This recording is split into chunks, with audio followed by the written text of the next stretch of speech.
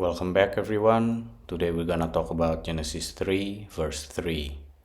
But of the fruit of the tree, which is in the midst of the garden, God has said, You shall not eat of it, nor shall you touch it, lest you die. This verse contains Eve's continuation of her conversation with the serpent. While she recounts God's command, her wording subtly alters it. The Zohar identifies this verse as the crucial turning point, not because of the sin itself, but because of the first distortion of divine instruction, a shift that opens the gate for spiritual descent. Here, Eve introduces additions and alterations to God's Word, which the Zohar views as a breach in inner alignment, a misplacement of divine intention, and the seed of spiritual vulnerability.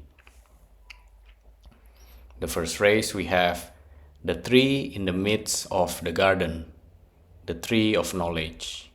In Kabbalah, the tree in the midst refers to the Etz HaDa'at Tov Hara, the tree of knowledge of good and evil. Its placement in the center is not only geographical but symbolic. It is the axis of duality, the center of the test. This tree holds the potential for polarity, for mixture, for separation between opposites. The Zohar teaches that God placed it there not to tempt, but to provide free will, the capacity for humanity to choose alignment or distortion. Next on the verse we have, God has said. This is subtle shift, Elohim, not Yud-Ke Vav-Ke Elohim. In Genesis 2, the divine name used is Yud-Ke Vav-Ke Elohim, the union of mercy and judgment. But in Eve's reply to the serpent, she refers only to Elohim, which signifies judgment or severity. She separated the name, omitting Yud-Ke Vav-Ke, and in doing so, separated mercy from judgment. The serpent could now exploit the imbalance. By distilling the divine into Elohim, Eve reflects a perception of restriction without intimacy, command without love, setting the psychological stage for rebellion. The next phrase on the verse we have, You shall not eat of it, nor shall you touch it, adding to the divine command. God originally said, You shall not eat of it, but did not prohibit touching. Eve adds the phrase, Nor shall you touch it. The Zohar teaches that adding to a command can be as dangerous as taking away, because it opens space for misrepresentation. The serpent uses this addition to trick her. You see, you touched it and didn't die, so eating it must also be harmless. This alteration reveals a misalignment in her understanding. She has begun to operate from fear and uncertainty rather than clear da'at, supernal knowing. The phrase, lest you die, from certainty to doubt. God's original statement was direct. On the day you eat of it, you shall surely die.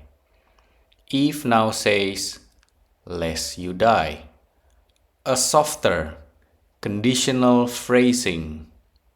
The Zohar interprets this as a dilution of divine severity, which introduces doubt into the command.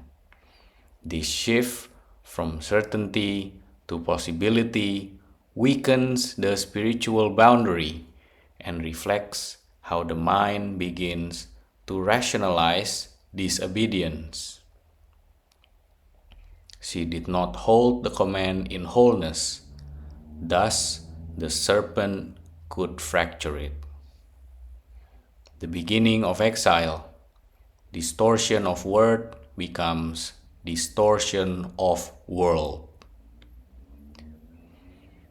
The Zohar teaches that speech reflects soul alignment. When Eve misquotes, she is no longer transmitting the divine will, but a filtered interpretation. This marks the first exile, not physical, but linguistic and spiritual. She replaces knowing with thinking. She exchanges presence for projection. The soul, once unified with Source, begins to construct its own theology, and with it, the seed of spiritual ego. To summarize, Genesis 3 verse 3, according to the Zohar, is one of the most critical verses in the fall narrative, not because Eve eats the fruit, but because she alters the divine word. Eve, representing Malkuth, describes the tree in the center of the garden, Etz Hada'at, and recounts God's command. But she refers to Elohim alone, excluding the Yud-Kei Vav-Kei, the compassionate aspect. Adds a restriction God never gave, nor shall you touch it. She also softens the consequence from you shall surely die to lest you die. These shifts, though subtle, are spiritually profound. They reflect how divine transmission became fragmented, introducing doubt, fear, and distortion. In Zoharic teaching, the first fall is not an act, it is a misalignment of perception. Before Eve's hand reached the fruit, her words had already begun to fracture unity. When we alter the divine word, we alter the divine world. From distortion of truth comes exile from Eden. That's it for today. Thank you very much for your donation. Be blessed, everyone, and I will see you on the next episode.